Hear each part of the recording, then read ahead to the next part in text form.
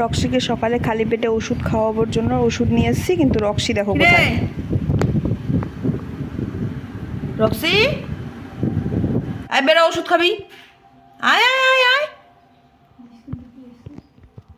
কি রে, আয় বিস্কুট দিব। আয় আয় আয়, আমি মিনিদেরকে দিয়ে দিলাম।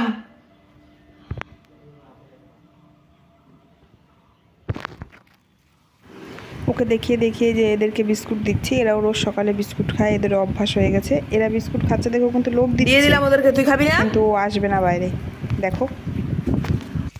তুই খাবি কি?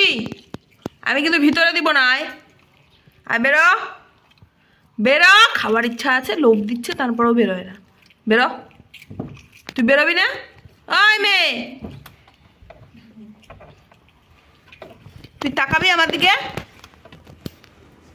আয় আয়, বেরোয় আয় আয়। থাক, তোকে খেতে হবে না।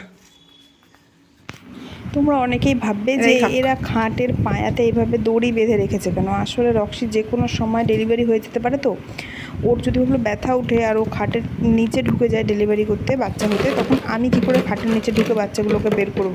সেই জন্য আমি দড়িগুলো দিয়েছি, যাতে ও খাটের নিচে ঢুকতে না পারে। তার ফাঁকে রাত্রেবেলা আবার কোন ফাঁকে ও দড়ি মুড়ি ভেদ করে খাটের নিচে ঢুকে গেছে, আর বেরোচ্ছে না। এখনও মানে একটু ভিতরে থাকবে, একটু অন্ধকার অন্ধকার জায়গায় থাকবে, সেটাই ও চাচ্ছে। ডেলিভারির সময় একদম কাছে চলে আসছে তাই।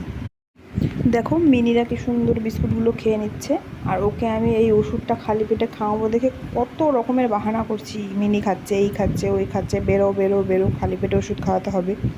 ওকে দেখো কেমন নিশ্চিন্ত হয়ে শুয়ে আছে, মানে কোনো হিলদোলি নেই যে ওর মা ওকে ডাকছে তখন থেকে আমি বেরোই, এতক্ষণ থেকে মা আমাকে ডাকছে, আমি একটু বেরোয় ওষুধটা খাই। এমন নয় যে ওষুধটা খেতেও ভালোবাসে না, ওষুধ কিন্তু ও নিজে নিজেই খেয়ে নেয়, তারপরেও এরকম করছে। রক্সির কবে ডেলিভারি হচ্ছে, কটা বেবি হচ্ছে দেখার জন্য তোমরা চ্যানেলটাকে সবাই সাবস্ক্রাইব করে পাশে থেকো। আজকের ভিডিওটা এটুকুই থাক, আমি ওকে ওষুধ খাওয়াই।